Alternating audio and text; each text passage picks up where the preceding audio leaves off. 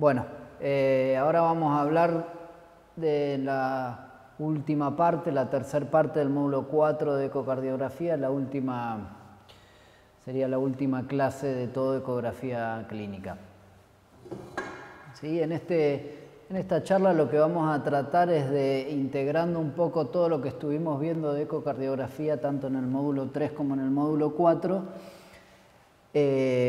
tratando de hacernos una idea de cómo lo podríamos utilizar para valorar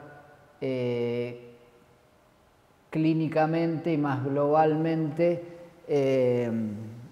el paciente, haciendo un monitoreo o una evaluación más hemodinámica del paciente. ¿Está? Y quería recordarles a modo de cierre esta flecha, que un poco lo que habla es de lo que tratamos de hacerle foco en este curso en los dos módulos de ecocardiografía. En el primer módulo, en el módulo 3, hablamos de ecocardiografía básica, incluso les di una introducción de lo que es ecocardiografía básica y básicamente eso es lo que quiero que sí o sí sepan hacerlo, sepan interpretarlo y estén seguros de hacerlo solos frente al paciente. ¿Está? Después, en el módulo 4, hablamos de ecocardiografía avanzada. Hablamos de Doppler, hablamos de función diastólica y ahora vamos a hablar de algunos otros datos de ecocardiografía avanzada. Si bien no nos vamos a meter en todo lo que implica ecocardiografía avanzada, vamos a ir avanzando un poco en la complejidad de ecocardiografía, ¿sí? Y para abarcar todo lo que implica ecocardiografía avanzada deberíamos tener un curso de por lo menos un año y con mucha práctica, sobre todo porque hay muchos datos que son técnicamente difíciles de obtener. Y bueno, el nivel de experto, ¿sí? Es alguien que se dedica exclusivamente a hacer ecocardiografía y hace varios estudios por día únicamente de eso, ¿sí? Pero uno nunca pretende que alguien sepa lo que sabe un cardiólogo o un ecocardiografista experto que se dedica únicamente a hacer eso en un paciente, en un médico que se encarga de ecocardiografía crítica, ¿sí? Que lo utiliza como una herramienta. ¿Sí? Y si bien el curso no fue enfocado en obtener datos y mediciones, otra guía que me parece por ahí importante para que la vayan leyendo los que tienen, los que se interesan un poco más profundamente de la ecocardiografía y de profundizar un poco los datos, es la guía de cuantificación de cámaras, que ahí está la cita, ¿sí? Búsquenla como Chamber Quantification, de enero del 2015, y esto habla de cómo medir el ventrículo izquierdo, cómo medir la aurícula izquierda, el ventrículo derecho, las diferentes vistas, la segmentación, sobre todo habla de muchos datos técnicos de las mediciones, que nosotros no queremos que ustedes lo aprendan y se focalicen en eso en la primera parte, nosotros queremos que se focalicen en ecocardiografía básica. Esta guía, como un segundo paso de aprendizaje, está muy buena. Sí, en cuanto entonces al monitoreo hemodinámico que nos permite la ecocardiografía avanzada, ¿qué podemos hacer? Medición del volumen sistólico, que ahora vamos a ver cómo, predecir la respuesta a fluidos, que ahora vamos a ver cómo, evaluación de la función sistólica del VI, que ya lo vimos en el módulo anterior, evaluación de trastornos segmentarios de motilidad, que lo vimos en el módulo anterior, ¿sí? Que no es tanto de ecocardiografía avanzada, básica, perdón, sí, de ecocardiografía avanzada, evaluación de las presiones de llenado del VI, que la vimos en la charla anterior, evaluación de la función sistólica del VD, de la presión sistólica de arteria pulmonar y de la presión diastólica de arteria pulmonar, medición de resistencias vasculares, tanto sistémicas como pulmonares, y después les voy a dar algunos datos para descartar o valorar valvulopatías significativas, tanto estenosis aórtica, insuficiencia aórtica como insuficiencias mitrales, y todas severas. Cómo darnos cuenta de que una valvulopatía es severa y otra no. Entonces, en cuanto al monitoreo hemodinámico, si nosotros pensamos en las 4 cavidades, pensemos en un paciente que nos viene o que está en quirófano, por ejemplo, con 108/63 de presión aórtica o de presión arterial, ¿sí? El ventrículo izquierdo sabemos que tiene presión sistólica 108. Para calcular la presión diastólica podemos calcularlo por ecocardiografía avanzada, calculando las presiones de llenado, ¿sí? Las presiones de llenado nos van a hablar de las presiones de aurícula izquierda, ¿sí? Podemos hablar de la función del ventrículo izquierdo con todos los datos que ya supimos obtener. Si vamos a cavidades derechas, podemos obtener función del ventrículo derecho, podemos obtener presión sistólica del ventrículo derecho a través de la regurgitación tricuspidia, podemos obtener presiones de aurícula derecha a partir de la vena cava, podemos obtener, ya dijimos, a partir de obtener presiones sistólicas del ventrículo derecho, obtenemos presiones sistólicas de arteria pulmonar, podemos también por Doppler obtener presión diastólica de arteria pulmonar. Entonces nos puede dar, la ecocardiografía avanzada nos puede dar datos de presiones de las 4 cavidades, funciones de los 2 ventrículos, nos puede dar presiones de los grandes vasos, resistencias tanto del circuito pulmonar como del circuito periférico. Es decir, por la ecocardiografía y uno sabiendo obtener datos y haciéndose la mano, haciéndose práctica en obtener distintos datos, uno puede obtener un monitoreo hemodinámico bien completo de las 4 cavidades cardíacas y de ambos circuitos arteriales. Habíamos dicho, lo primero, medición del volumen sistólico del VI. Acá vamos a ver la técnica. Habíamos visto en la primera clase de Doppler que necesitamos el área del tracto de salida del VI, que la obtenemos a partir de una medición en el paraesternal eje largo, a nivel del tracto de salida del VI, donde se insertan ambas valvas aórticas. Trazamos una línea con el caliper y obtenemos el diámetro del tracto de salida, ¿sí? Por la fórmula pi por radio al cuadrado obtenemos el área del tracto de salida del VI y después necesitamos obtener el flujo, ¿sí? Por Doppler pulsado, como vimos en la clase de Doppler. Trazamos en el apical de 5 cámaras, trazamos la línea, la marquita del pulsado la ponemos ahí en el mismo nivel donde tomamos la medición del tracto de salida y de ahí le damos pulsado, ¿sí?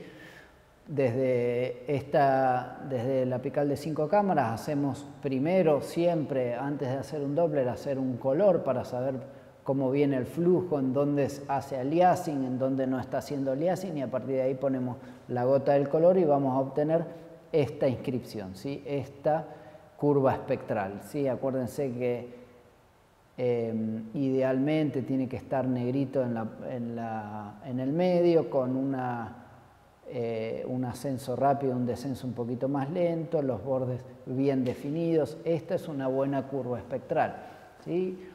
Y entonces necesitamos área y necesitamos tracto de salida del VI. Multiplicamos los dos y nos da el volumen sistólico, es decir, el volumen que eyecta el ventrículo en cada latido.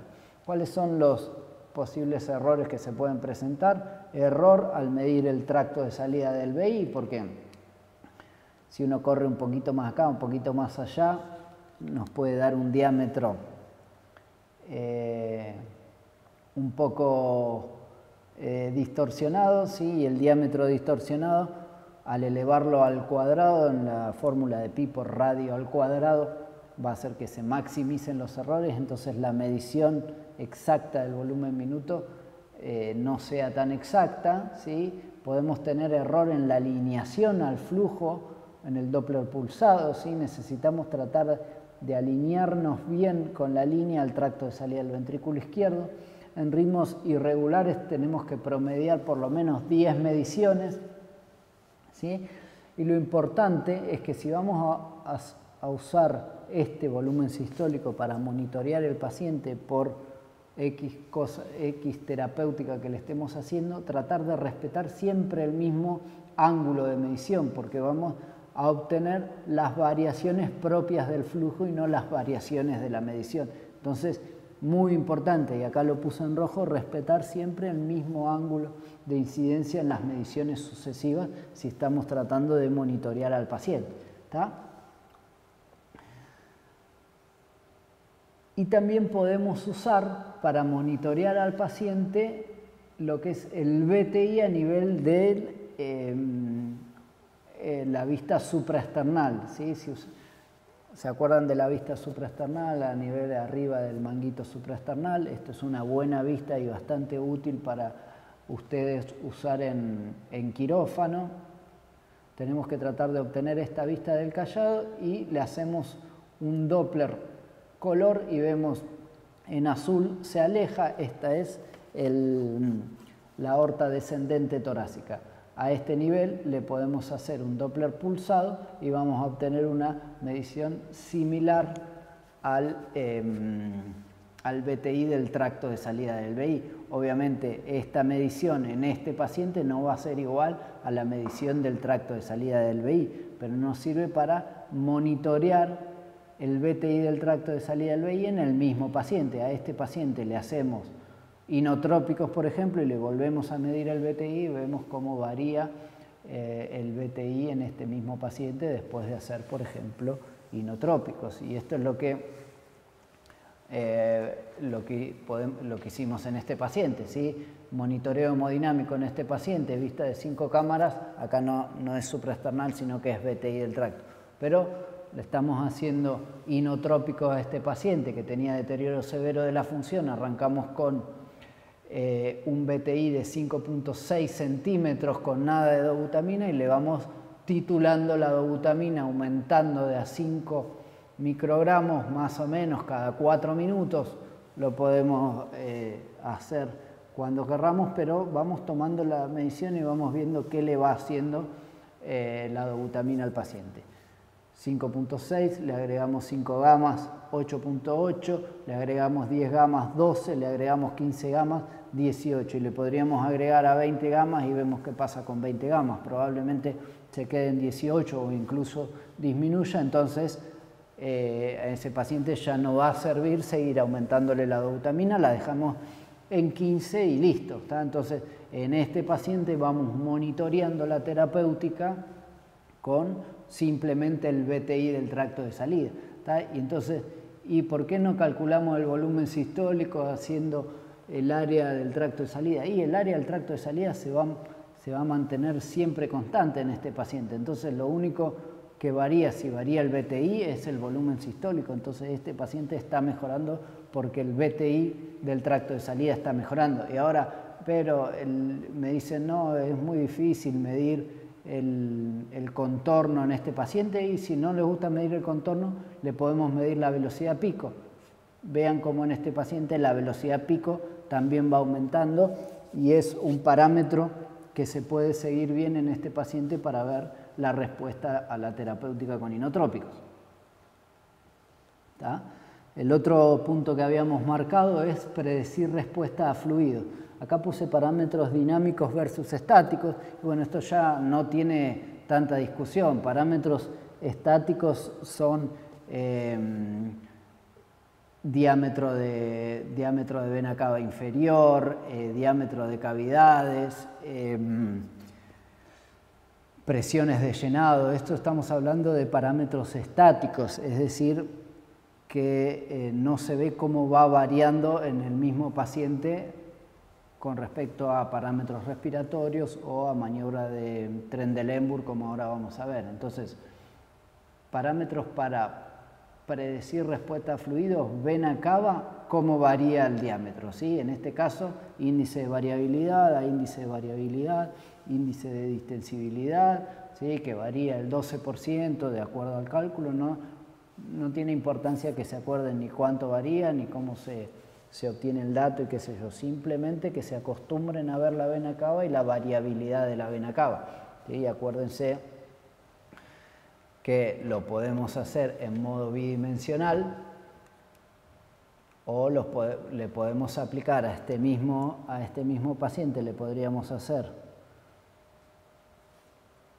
un modo M. Ahora después les voy a mostrar otra imagen, le hacemos modo M y vemos cómo varía en ese mismo modo M el diámetro de la vena cava inferior, y eso nos sirve para predecir respuesta a fluidos, es decir, si el paciente va a aumentar o no el volumen sistólico, si uno le agrega líquidos o no le agrega, ¿está? Y entonces, otra cosa, otro parámetro por ahí más fidedigno todavía que la variabilidad de la vena cava para predecir respuesta a fluidos es la variabilidad del BTI del tracto de salida del VI. Puede ser BTI del tracto o puede ser velocidad pico en lugar de BTI. ¿Sí? ¿Y qué es lo que vemos? Esto. 5 cámaras, color, pulsado, y vemos esto. Acá lo que hice es aumentar la velocidad de barrido, es decir, para que me puedan aparecer más curvas espectrales en la misma pantalla y ahí medir desde la más baja, desde la mayor al menor pico, y de ahí ver cuánto varía, ¿sí? Más o menos la variación del 12%. ¿Sí? Si varía más que eso, habla de un paciente que necesita líquidos. Si varía menos que eso, habla de un paciente que está bien precargado. Y otra cosa que podemos hacer es la maniobra de Trendelenburg, y le medimos el BTI o la velocidad pico del tracto de salida del VI, como habíamos medido acá. Acá es en pacientes en ARM sin esfuerzo respiratorio, acá es en pacientes con respiración espontánea. Maniobra de Trendelenburg, le medimos antes y después, y ver cómo responde a fluido. Esta maniobra por ahí es medio engorrosa para hacer, sobre todo para ustedes en quirófano, pero sepan que estas son los mejores índices para predecir respuesta a fluidos. Ver qué le pasa cuando varía la precarga. En esto sabemos que la variación del esfuerzo respiratorio varía las condiciones de carga del ventrículo izquierdo y por eso va variando el volumen sistólico, y acá obviamente varían las condiciones de carga, varía el volumen sistólico. Y después, lo que ya vimos, vamos a hacer un repasito de lo que es la evaluación de la función sistólica del VI. Esto más que nada quería que lo repasemos, porque después cuando veamos en el práctico imágenes y discutamos imágenes, vamos a tratar de hacer una evaluación global de los pacientes y calculando presiones, calculando funciones, calculando por ahí respuesta a fluidos y esas cosas. ¿Sí? Entonces recordemos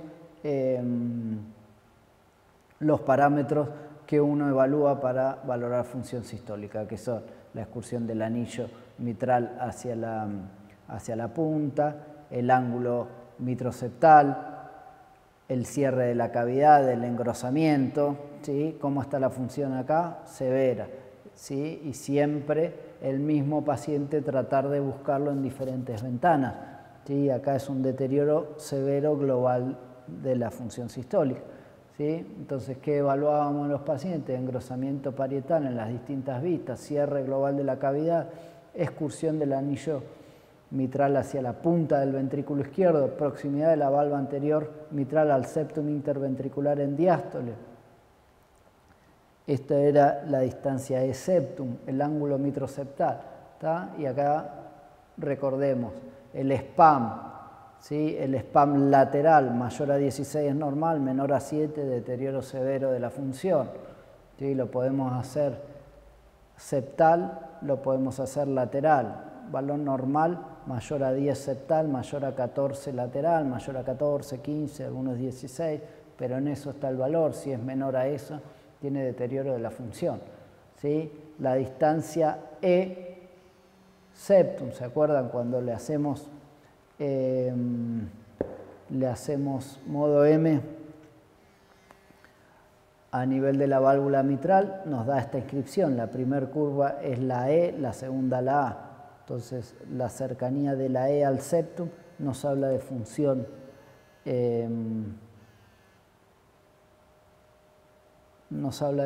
sistólica. Si el valor es menor a 7, es normal. Mayor a 7 habla de una FEI menor al 50%.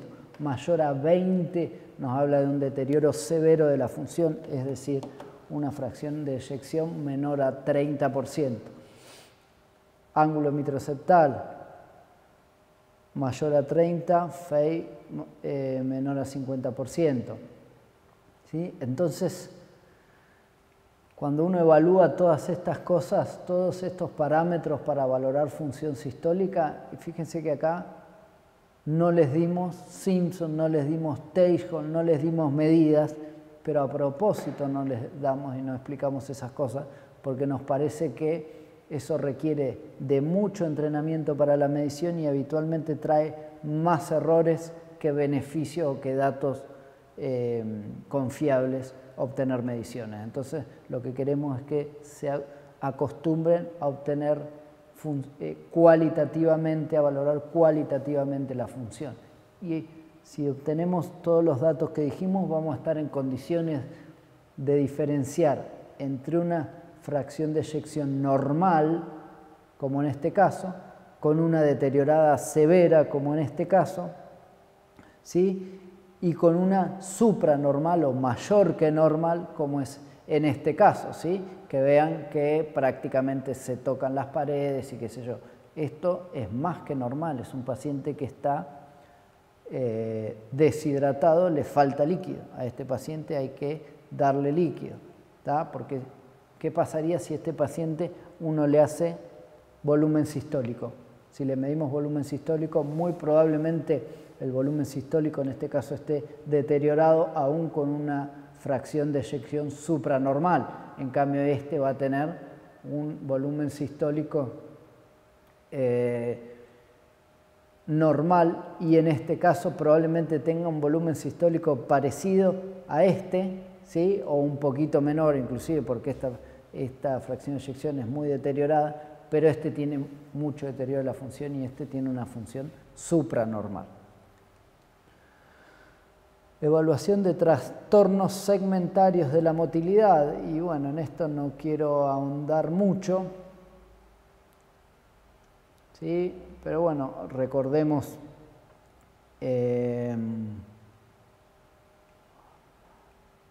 apical de 4 cámaras. En el apical de 4 cámaras vemos lateral y septal. Este es otro paciente lateral y septal, ¿sí? Este tiene un deterioro segmentario de la motilidad, que acá no se alcanza a ver mucho porque es basal septal, y en este caso tiene deterioro leve global.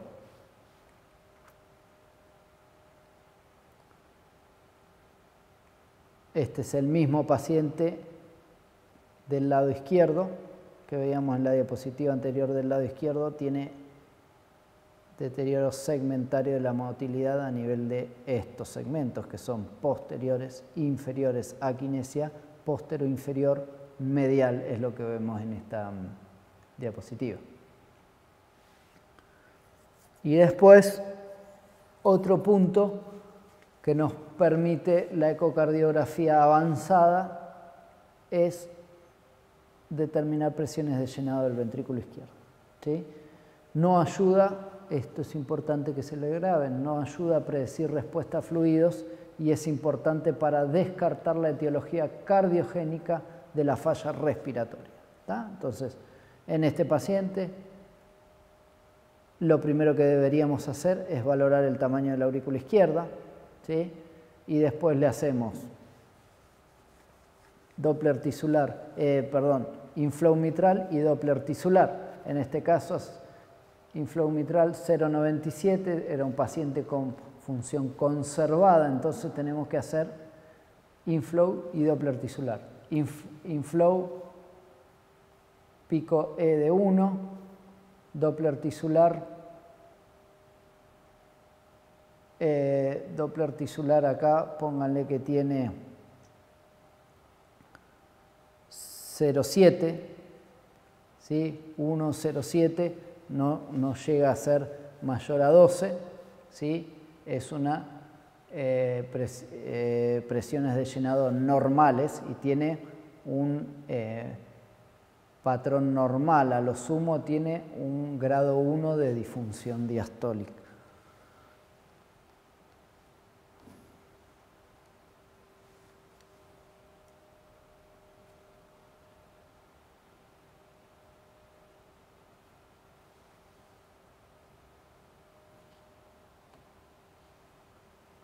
Para recordar un poquito los grados de disfunción diastólica,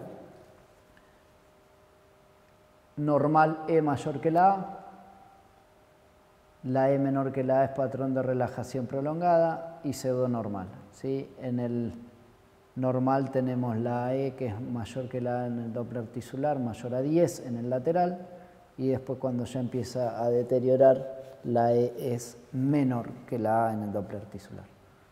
¿Sí? Y acá traté de resumir, como para que se acuerden, en un solo gráfico, qué hacemos para determinar las presiones de llenado, tanto en función normal como conservada, como deteriorada. Pacientes con fracción de eyección menor al 40%, dijimos que lo primero que hay que fijarse es la relación EA. Si la relación EA es de relajación prolongada, es decir, que la E es menor que la A, EA menor a 1, la presión de fin de diástole del BI es normal y no hace falta hacer más nada. Fracción de eyección deteriorada, E menor que la A, normal, ¿sí? Si la EA es mayor a 2 y la pendiente de desaceleración menor a 150 milisegundos, deceleration time menor a 150 milisegundos, nos habla de una presión de fin de diástole del BI elevada. Si ninguna de estas dos cosas, es decir, un patrón pseudonormal, en función deteriorada, tenemos que ir a calcular la relación E. Si es menor a 8 es normal, si es mayor a 15 es elevada. Si está entre este medio, teníamos que ir a calcular las otras cosas que era la presión sistólica de arteria pulmonar con la velocidad de regurgitación mayor a 2,8, la aurícula izquierda, que siempre lo tenemos que ver como primera medida. Después nos podemos ayudar con la velocidad de propagación mitral, ¿sí? Acuérdense que E sobre velocidad de propagación mitral mayor a 2,5 habla de presión de fin de diástole del BI elevada, ¿tá? Y con esos datos ya estaríamos. Y en fracción de eyección conservada siempre tenemos que ir a E sobre, si es menor a 9 es normal, si es mayor a 15 es elevada, y en el medio tenemos que ir a buscar el resto de las cosas. Aurícula izquierda, regurgitación, podemos buscar propagación mitral, etc. ¿Tá? Entonces, con este gráfico por ahí resume todo lo que habíamos visto en los dos gráficos de la clase anterior. Y después, valoración de cavidades derechas, función sistólica del BD. ¿Qué calculábamos para ver función sistólica del BD? Lo primero, tamaño. El BD es 0,6 el BI, o el BD es 2/3 el BI, ¿sí? Siempre ver este tamaño, que el BI ocupe la punta del corazón. ¿Está? Primero, si está dilatado o no el BD. Una vez que está dilatado, le podemos hacer, que descartamos que está dilatado o no, le hacemos TAPS. El TAPS es sobre el anillo tricuspidio, pared libre del BD, modo M, medimos TAPS de ahí a acá, valor normal 16, mayor a 16 normal, menor a 16 deteriorado.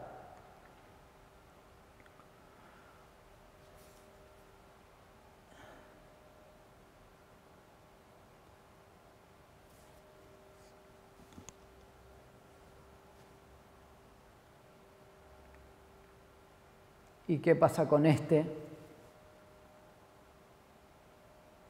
ventrículo derecho? Lo comparamos con el anterior que era normal, ¿sí? Este ventrículo derecho es mayor que este, está dilatado, ¿sí? No pareciera que cierra bien la cavidad y no pareciera que tiene buena excursión el anillo tricuspidio hacia la punta. Entonces, muy probablemente esta función del BD está deteriorada y a este paciente le podríamos medir la regurgitación tricuspidia, la presión sistólica pulmonar a partir de la regurgitación tricuspidia. Le hacemos un color, vemos esto, de acá le trazamos un Doppler y le hacemos Doppler continuo, ¿sí? Y ya se acuerdan que este mismo paciente ya lo habíamos visto, Doppler continuo acá, obtenemos esto y necesitamos sumarle la presión de la aurícula derecha, que ahora vamos a recordar cómo calcularla. Podemos evaluar también la presión diastólica de la arteria pulmonar. ¿Sí? Calculamos recién la sistólica, podemos calcular la diastólica de la arteria pulmonar. En la vista paraesternal de grandes vasos, vemos tracto de salida del BD, arteria pulmonar, válvula pulmonar. La válvula pulmonar suele tener una regurgitación y le ponemos el Doppler pulsado a nivel de la regurgitación de la arteria pulmonar y lo que vemos es esta inscripción. ¿Sí? Calculamos la velocidad al final, la última velocidad de la regurgitación pulmonar. Ponemos la gota, ponemos el caliper acá y calculamos la velocidad. Entonces, la presión de la aurícula derecha más la presión calculada por esta velocidad pico nos va a dar la presión diastólica de la aurícula derecha. Entonces, podemos obtener sistólica de la aurícula derecha, de la arteria pulmonar, diastólica de la arteria pulmonar y después medición de la presión de la aurícula derecha. ¿Sí? En la vista subcostal hacemos eje longitudinal de la aurícula derecha y lo que tenemos que ver es el tamaño y la variación. ¿Sí? Recuerden que uno puede obtener una subjetivamente, ¿sí? Pueden hacerse el ojo para obtenerlo subjetivamente y esta presión de aurícula derecha va a ser de 5 y esta presión de aurícula derecha va a ser de 20 por lo menos, ¿sí? Que es una vena cava dilatada y que no colapsa, ¿sí? Y le podemos hacer, como habíamos dicho antes, modo M. Lo que hay que tratar de hacer, y esto tiene un poquito de error esta medición, es ponerse perpendicular al eje mayor de la vena cava inferior para obtener un buen modo M. ¿Sí? Si no, lo que vamos a estar midiendo es medio chanfleado el diámetro y nos va a dar mayor del que en realidad es. Acá nos dio 32 y 25, es una vena cava inferior enorme. Entonces, esto según la guía de ventrículo derecho del 2010 de la Sociedad Americana de Ecocardiografía, el diámetro normal, presión entre 0,5 menor a 2,1 con un colapso respiratorio con SNIF mayor al 50%. Entre 5 y 10 menor a 2,1 y un colapso menor al 50%. Entre más cerca de 10, digamos, o entre 10 y 15, mayor a 2,1 y mayor a 50% de colapso, y mayor a 15, mayor a 2,1 y menor al 50% de colapso inspiratorio. ¿Sí? Estos de estos otros datos para ayudarse son medios complejos de obtener, así que centrémonos en estos datos, ¿tá? Y después, como otro dato dentro del monitoreo hemodinámico, podemos obtener las resistencias vasculares tanto periféricas como centrales, ¿sí? Para obtener las resistencias vasculares sistémicas podemos obtener esta fórmula, que es la presión arterial media,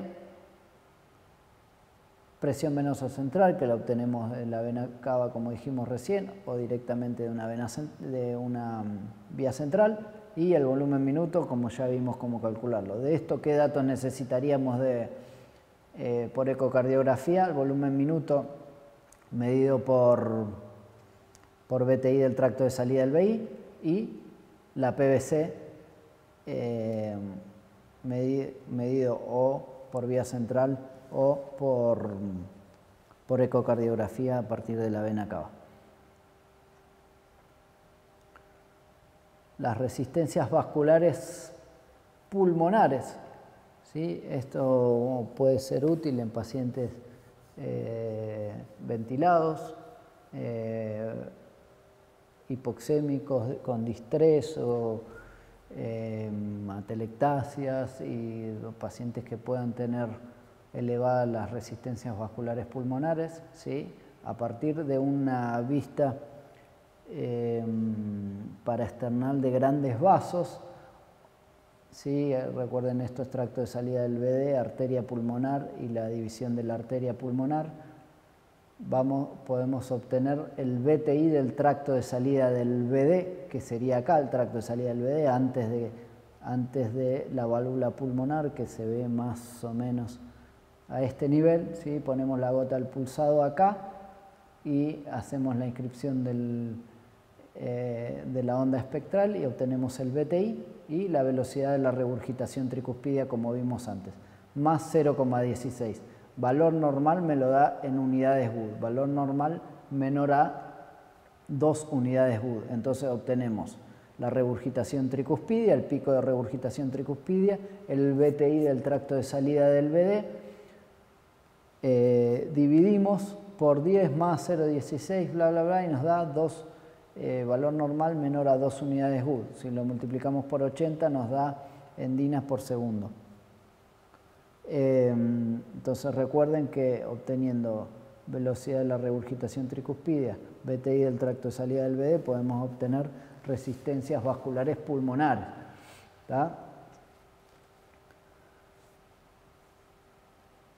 Y bueno, ahora como último dato y para terminar un poco esta charla de ecocardiografía o de integración de ecocardiografía avanzada, les quería dar algunas pautas de valvulopatías severas para orientarnos un poco y tratar de descartar valvulopatías severas en algunos pacientes. Cuando hablamos de severa decimos que son valvulopatías que puedan alterar hemodinámicamente al paciente y esto pueda traer síntomas en el paciente originados por el trastorno valvular propiamente dicho, ¿tá? Entonces, descartar la severidad de la valvulopatía nos sirve para descartar la etiología de lo que le está pasando al paciente, si es valvular o no es valvular, ¿tá? Entonces, les traje como 3 casitos separados para dejarle algunos conceptos. Esta paciente era una paciente con disnea progresiva, que llega en forma ambulatoria, llega a la guardia. Vemos en la vista paraesternal, ¿sí? Estos son los pacientes con los que se pueden llegar a encontrar haciéndole ecocardiografía para empezar a determinar la causa. Es vista paraesternal, que lo único que se ve es un corazón normal aparentemente, ¿está? Y después, si hacemos una apical de 4 cámaras, también si ponemos a determinar la función sistólica, aparece una función sistólica normal, con una buena excursión del anillo, con una buena apertura valvular, aparentemente un buen cierre de cavidad. No sé si se alcanza a ver bien ahí por el monitor, pero es una función sistólica que parece conservada. ¿Tá? Y después entonces, ¿qué hay que hacerle a este paciente? Y tirarle un color, a ver qué es lo que podemos observar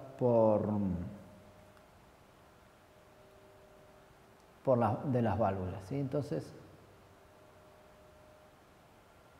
en esta paciente ahí ya va a abrir el color.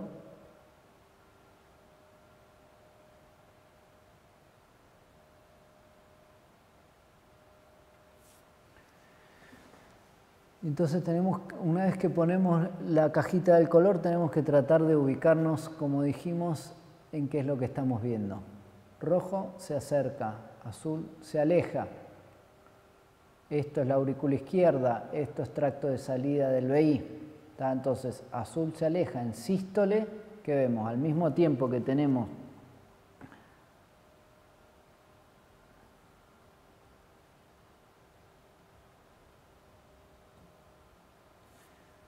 ahí, al mismo tiempo que vemos que el tracto de salida del VI se está llenando, vemos este flujo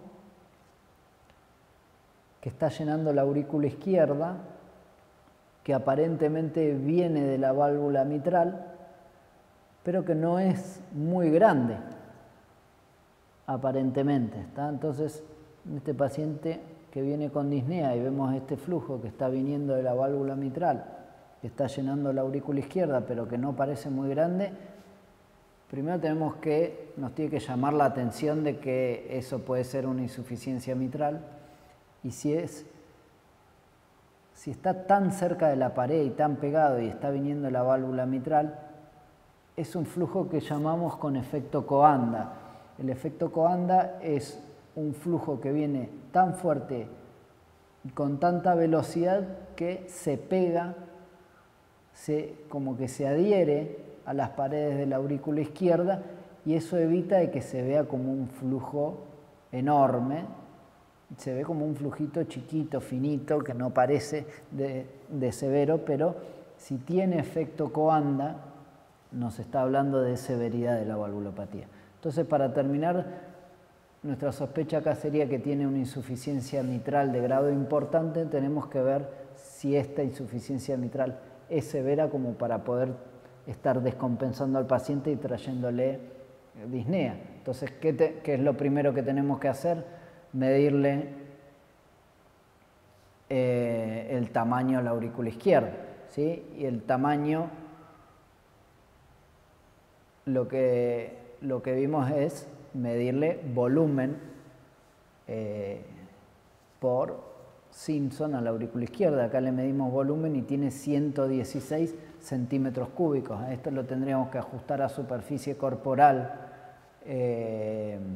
como para ver si está dilatada, y supongan que tiene 2 de superficie corporal. Para una mujer 2 de superficie corporal es un montón, tendría 55 de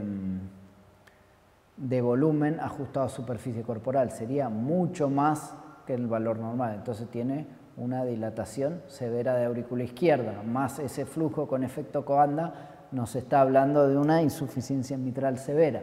Y después, para terminar de certificar la insuficiencia mitral severa en esta paciente, habría que hacerle un inflow mitral, ¿sí? Y el inflow mitral de una insuficiencia mitral severa tiene una velocidad pico E, tiene un patrón primero que es pseudo normal o restrictivo y una velocidad pico E mayor a 1.2 metros por segundo. Entonces, inflow mitral mayor a 1.2 metros por segundo nos habla de severidad. Y a esta paciente después le fuimos a hacer un transesofágico y esto es lo que tenía. ¿Sí? Un prolapso de válvula mitral, ¿sí? Con una válvula flail suelta. ¿Tá? Entonces esto obviamente es una insuficiencia mitral severa y que le estaba trayendo disnea a la paciente. ¿Tá? Entonces, como concepto. y este es el color en el transesofágico, que ya sí es mucho más. A ver si me lo abre.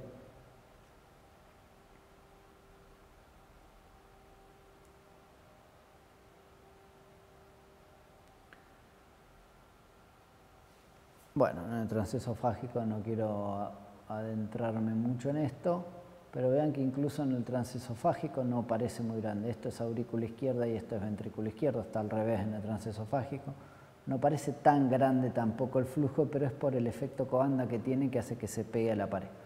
Entonces, como conceptos para descartar severidad de valvulopatía mitral, la insuficiencia mitral severa se presenta con aurícula izquierda grande, casi siempre gigante, enorme.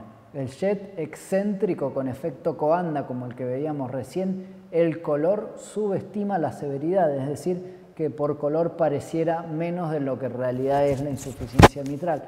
Y si le hacemos inflow mitral, la velocidad pico E mitral mayor a 1.2 metros por segundo tiene alta sensibilidad y especificidad para insuficiencia mitral severa. ¿Está? Entonces estos tres datos son importantes en insuficiencia mitral severa. Vamos con otro paciente. Este paciente venía, le vemos la función, parecía bastante buena, supónganse que tenía disnea también, le hacemos un color y vemos esto, ¿sí? Si vemos, este es el mismo de la imagen cuando les muestro lo del color, si vemos mitral pareciera tener una insuficiencia mitral importante y probablemente si acá le hacemos inflow mitral nos dé mayor a 1.2 metros por segundo, pero ahora lo que quiero que veamos es la valvulopatía aórtica. ¿Sí? Es un flujo de regurgitación aórtica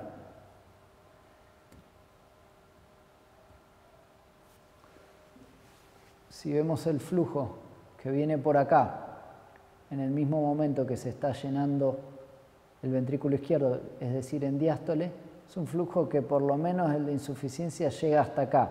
¿Sí? Cuando el flujo de regurgitación aórtica supera el nivel de la valva anterior mitral, puede ser severa. ¿Tá? Puede ser severa, entonces uno sospecharía insuficiencia mitral severa si este flujo de regurgitación supera la punta de la valva anterior mitral.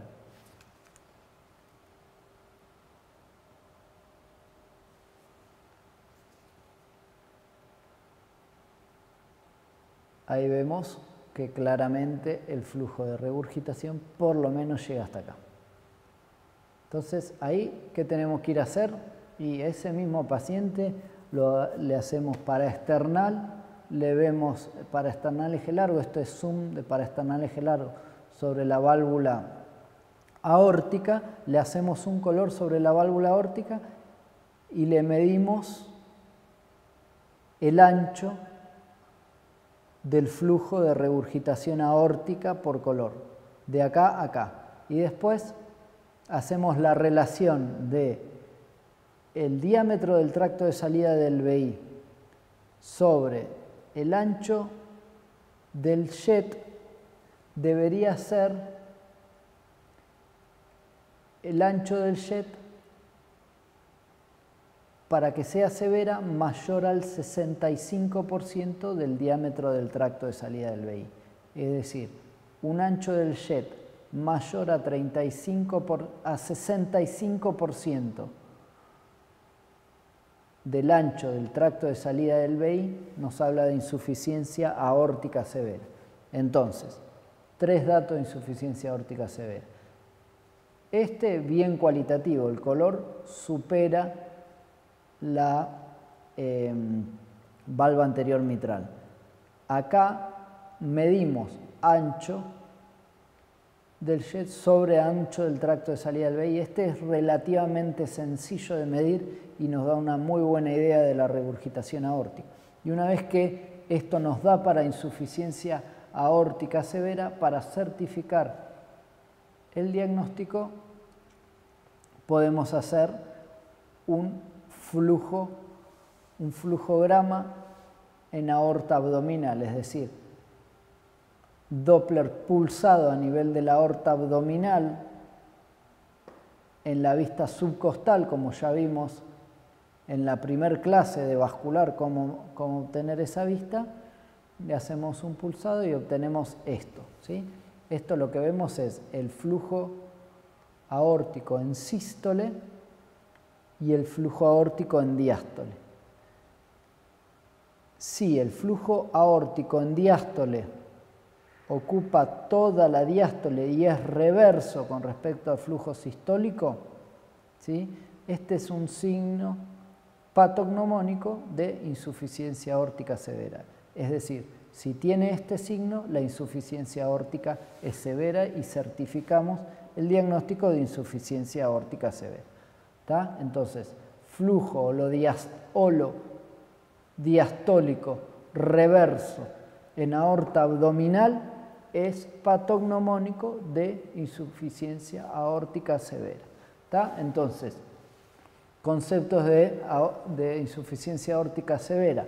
Ver el color en apical de 5 cámaras. Si el flujo de la regurgitación supera la valva anterior mitral, la regurgitación puede ser severa. ¿Tá? Para apoyar este diagnóstico en paraesternal eje largo, ver la relación del ancho del jet sobre el tracto de salida del VI. Es severa si es mayor al 65%.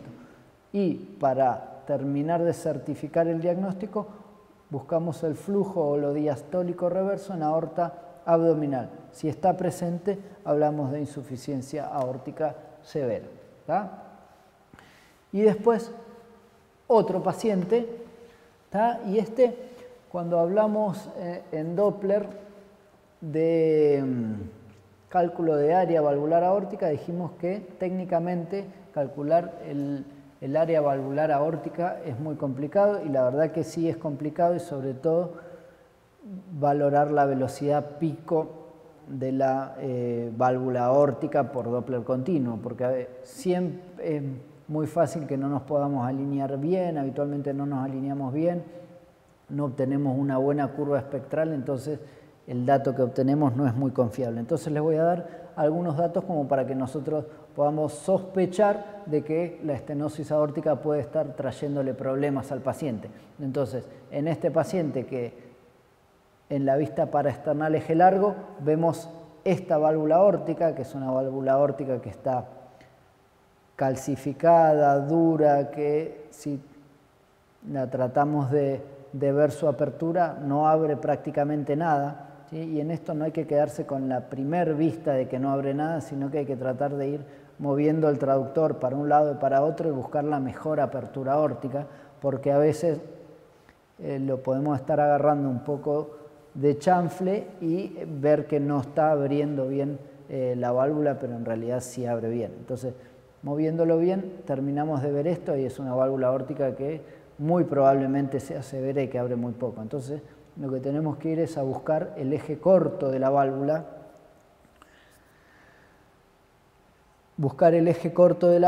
y ver las valvas si están calcificadas y ver cómo es la apertura aórtica. Habitualmente, si tiene movimiento de 2 valvas aórticas, no suele ser severa, ¿sí? Y esta valvulopatía, esta válvula que les puse acá, es una válvula que por imagen bidimensional pareciera ser por lo menos moderada severa. En la vista anterior pareciera ser severa porque no abre nada, pero si uno la busca en eje corto, parece que abre un poquito más y pareciera por lo menos moderada severa. Entonces, en este paciente que nos deja un poco de duda, la verdad que uno se tendría que apoyar en otras variables hemodinámicas, como pueden ser calcular presiones de llenado del ventrículo izquierdo por inflow mitral y Doppler tisular, modo M color con la velocidad de propagación mitral,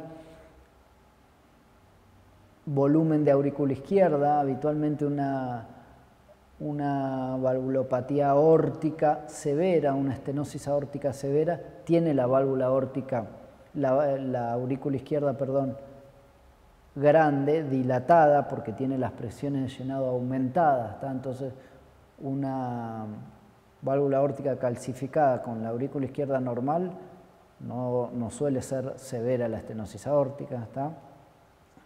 Y lo que se hace como diagnóstico definitivo es calcular el área a través del BTI del tracto de salida y la velocidad pico aórtica, como ya lo vimos en la clase de Doppler, pero esto es muy difícil de obtener datos fidedignos. Entonces, como